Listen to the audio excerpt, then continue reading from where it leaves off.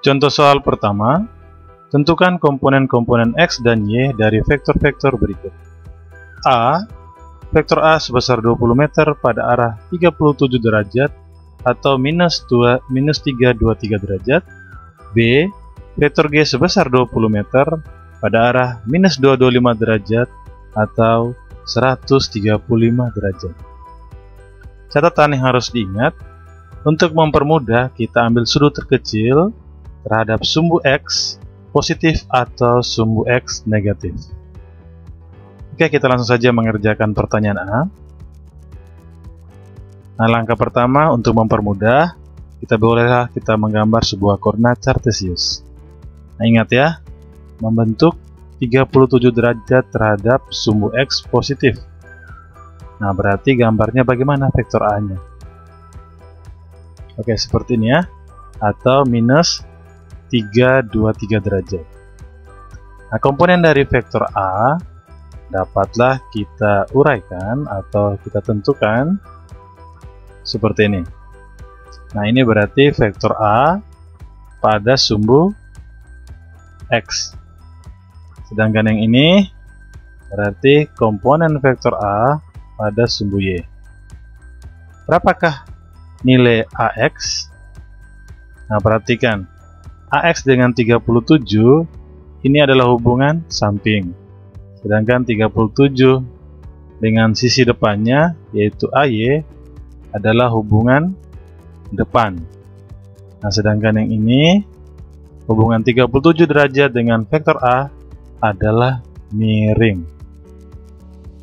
Oke, seperti yang sudah kita jelaskan atau kita pelajari pada materi sebelumnya, jika hubungan AX dengan 37 derajat adalah samping, nah berarti besarnya AX sama dengan A dikalikan dengan cos 37 derajat. Sehingga bolehlah kita tulis 20 kali cos 37 ya, sebesar 4/5.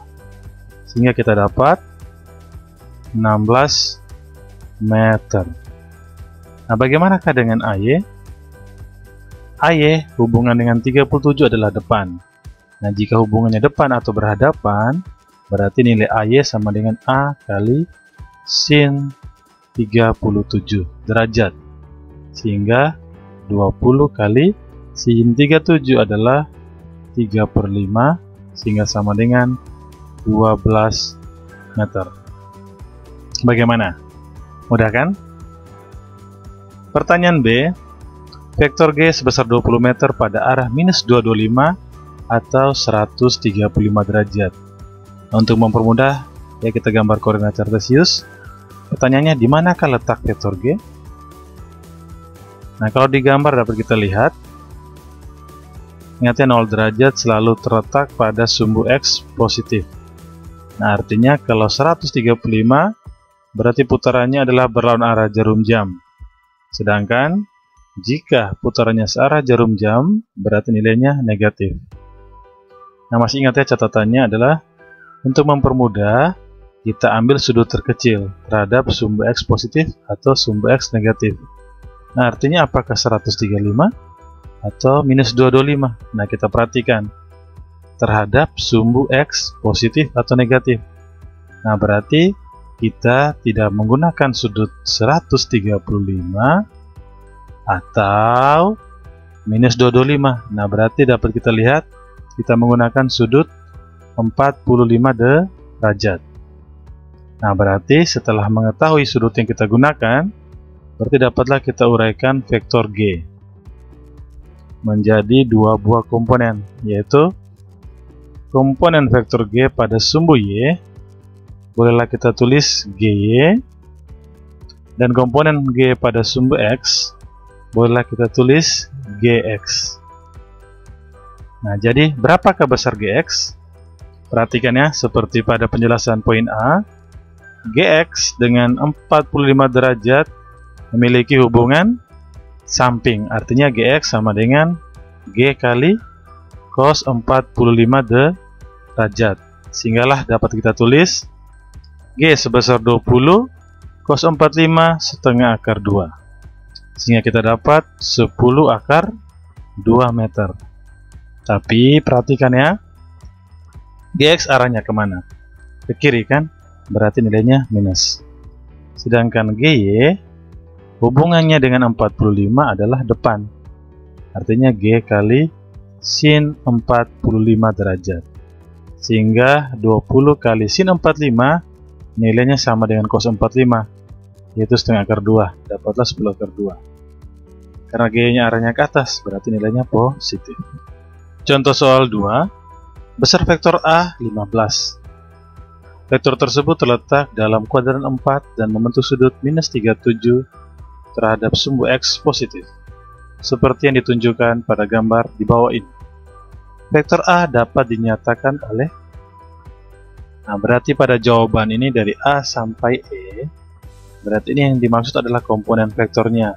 Tapi di sini simbolnya I dan J. Nah, maksudnya bagaimana?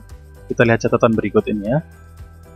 Vektor satuan pada sumbu X, artinya komponen A pada sumbu X, itu bisa diberi lambang I.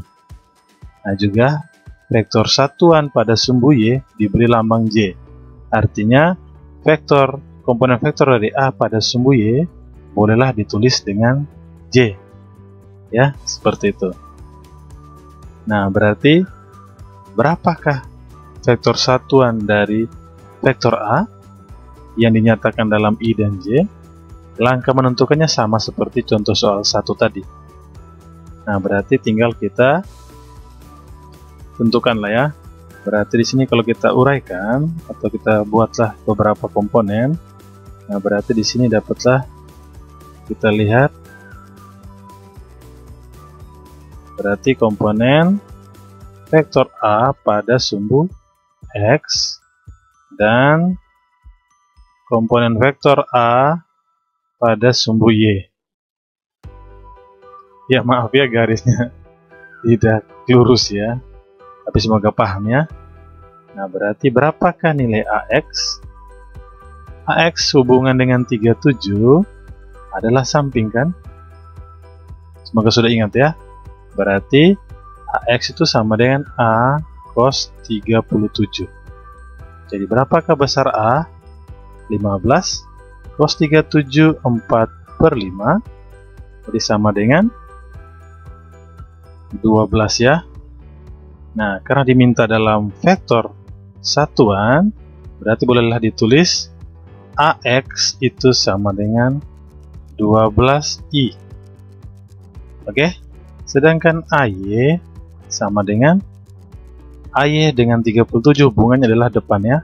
Berarti AY sama dengan A sin 37. Jadi 15 kali sin 37 adalah 3/5. Sehingga didapatlah 9 ya. Jadi kalau ditulis dalam vektor satuan, jadi AY sama dengan 9J. Nah, sebelum kita lupa ya, AY ini arah kemana? Ke bawah ya. Berarti jangan lupa ya diberi tanda minus. Ini juga demikian. Jadi setelah didapat, bolehlah kita tulis. Nah, jadi dijumlahkan ya, berarti jadilah vektor A dapat dinyatakan oleh 12I kurang 9J. Ya.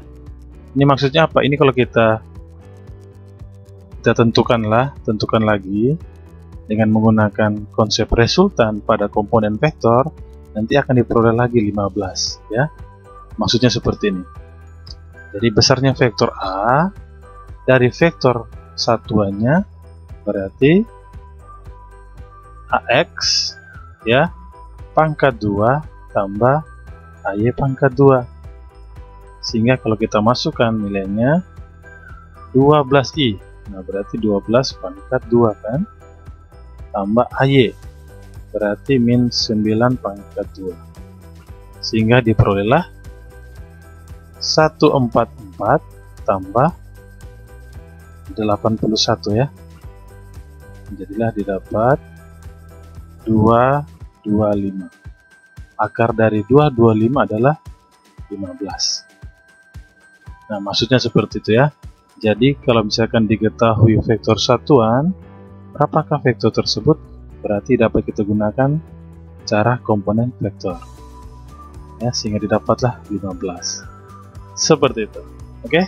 Semoga bisa ya. Jadi jawaban di sini adalah pilihan C. Contoh soal 3. Perhatikan ketiga vektor yang digambarkan pada kertas berpetak berikut. Jika panjang satu petak adalah 1 Newton, tentukan besar dan arah resultan dari ketiga vektor tersebut. Nah, berarti langkah pertama adalah kita menentukan besar dulu ya.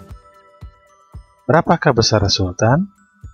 Nah, berarti yang ditanyakan adalah nilai R-nya berapa. Seperti yang sudah diketahui, dalam aturan komponen, besarnya R dapat ditentukan dengan menggunakan persamaan Rx pangkat 2 tambah Ry pangkat 2, di mana Rx adalah resultan seluruh vektor pada komponen sumbu X, sedangkan Ry adalah resultan seluruh komponen vektor pada sumbu Y. Nah, berarti dari ketiga buah vektor ini kita menentukan dulu ya komponen vektor dari masing-masing vektor. Nah, kita misalkan saja vektor A, bolehlah ini vektor B, dan bolehlah ini vektor C. Nah, kita mulai dari vektor A ya. Nah, berarti dari gambar, vektor A memiliki dua buah komponen, yaitu AY dan AX. Perhatikan, ini kan kertas berpetak ya. Jika kertas berpetak, berarti apa yang harus dilakukan? Berarti tanpa menggunakan sudut. Berarti AX sama dengan, perhatikan AX-nya ke kiri ya, sebesar 1 petak. Berarti minus 1. Untuk AY, kita hitung ke atasnya 1, 2, 3, 4, 5, 6, 7, 8. Berarti 8 petak. Selanjutnya kita lihat vektor selanjutnya ya, vektor B. Nah, berarti ini adalah Bx dan ini adalah By. Berarti berapakah besar Bx pada kertas berpetak? 1, 2, 3, 4, 5. Karena ke kanan berarti positif. Nah, begitu pula berapakah By? 1, 2, 3, 4, 5. Positif juga ya. Selanjutnya terakhirlah vektor C. Nah, dari gambar berarti inilah Cx dan inilah Cy. Berarti berapakah besar Cx? 1, 2, ke kanannya positif. Cy 1, 2, 3, 4. Karena ke bawah berarti minus 4. Kemudian kita jumlahkan untuk komponen X dan Y. Nah, inilah yang dinamakan dengan Rx. Berarti min 1 tambah 5, 4 ya. 4 tambah 2, 6. 8 tambah 5 ya. Berarti 8 tambah 5, 13 ya. Berarti besarnya Ry sama dengan, boleh kita tulis di sini, berarti 9 ya. Nah, berarti berapakah besar R? Nah, berarti besarnya R sama dengan akar dari 6 kuadrat tambah 9 kuadrat. Sehingga kita dapat 36 tambah 81 ya. Boleh kita tulis akar dari 117, satuannya adalah Newton ya, karena 1 petak nilainya 1 Newton. Oke, itu cara menentukan resultan. Pertanyaan kedua, menentukan arah resultan. Arah resultan bolehlah kita tulis arah R. Ingat, karena tidak ada kata terhadap, berarti selalu dimaksud terhadap sumbu X positif. Nah, untuk menentukan arah, kita gunakan aturan tangen, di mana tangen theta sama dengan Ry dibagi dengan Rx. Oke? Nah, sebelumnya harus diperhatikan, kalau ditanya theta, karena diminta terhadap sumbu X positif pada umumnya ya, jawaban diminta tetanya bernilai positif, tapi juga bisa bernilai negatif. Ya. Nah, untuk memahaminya, kita perhatikan komponen dari tiap vektor. Maksudnya di sini komponen resultan ya, baik pada sumbu X maupun pada sumbu Y pada tiap kuadran. Nah, kita perhatikan gambar pertama. Gambar pertama ini berarti inilah kuadran 1. Pada kuadran 1, nilai Rx-nya positif dan nilai Ry-nya positif. Nah, berarti inilah yang dimaksud dengan theta. Pada kuadran 1 berarti theta-nya berkisar dari 0 sampai 90 derajat. Sedangkan kuadran 2 ini juga dinamakan Rx, tapi di sini Rx-nya bernilai negatif dan Ry-nya bernilai positif. Sorry, inilah yang dinamakan R ya, resultannya. Nah, berarti theta yang dimaksud yang ini. Oke?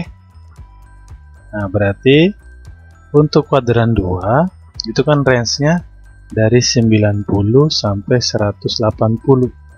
Nah, artinya yang dimaksud bukan theta, tapi yang dimaksud nilai yang ini. Jadi, theta yang sebenarnya atau sudut atau mengenai arah resultan yang dimaksud adalah 180 kurang theta. Itulah arah yang dimaksud.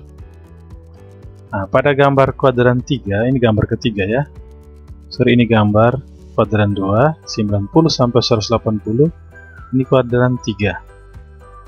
Nah, untuk kuadran 3 berarti Rx-nya bernilai negatif, Ry-nya bernilai negatif. Inilah yang dimaksud dengan theta. Nah, perhatikan. Untuk kuadran 3 berarti range-nya dari 180 sampai 270.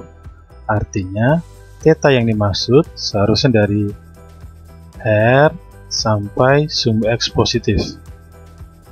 Oke, berarti yang dimaksud adalah 180 ditambah dengan theta. Nah, untuk kuadran 4, jika berada di kuadran 4, artinya Rx-nya bernilai positif, Ry-nya bernilai negatif. Ya, berarti theta yang ini yang dimaksud. Tapi jawabannya karena dia bilang tadi, terhadap sumbu X positif dan nilainya harus positif, berarti yang dimaksud yang ini. Nah, berarti yang ini adalah 360 dikurang theta. Itulah arahnya ya. Bisa dipahami ya? Nah, berarti dari gambar ya, dari kuadran 1 sampai kuadran 2, 3, dan 4 yang cocok dengan resultan pada sumbu X dan resultan pada sumbu Y ada yang mana? Perhatikan di sini nilainya positif dan positif. Nah, berarti cocoknya ada di kuadran 1. Berarti theta-nya kemungkinan besar dan sudah pasti ya. Jawabannya di antara 0 sampai 90 derajat. Dapat ditulis tan theta sama dengan Ry. Perhatikan Ry-nya positif 9 per Rx positif 6. Ingat ya. Karena positif-positif berarti ada di kuadran 1. Jadi theta kemungkinan besar dan sudah pasti di antara 0 sampai 90 derajat di antara ya. Nah, berarti kita dapat sederhanakan lagi, berarti tangen theta sama dengan 3/2. Nah, dalam sudut istimewa apakah ada theta yang hasilnya 3/2? Tan theta yang hasil 3/2? Jawabannya tidak ada kan? Nah, berarti untuk mempermudah kita juga harus mengetahui dengan cara menggunakan kalkulator. Seperti yang sudah dijelaskan pada materi sebelumnya, berarti untuk mendapatkan theta, kita gunakan kalkulator, kita tekan shift, tan. Nah, jika ditekan shift tan, berarti pada kalkulator akan muncul tan pangkat minus 1. Nah, setelah itu kita masukkan nilai 3/2 atau boleh ditulis 1,5. Sehingga didapatlah theta-nya sebesar 56,31 derajat. Jadi itulah jawabannya, arah dari resultan sebesar akar 117 Newton dengan arah 56,31 derajat terhadap sumbu X positif. Jangan lupa untuk like dan subscribe.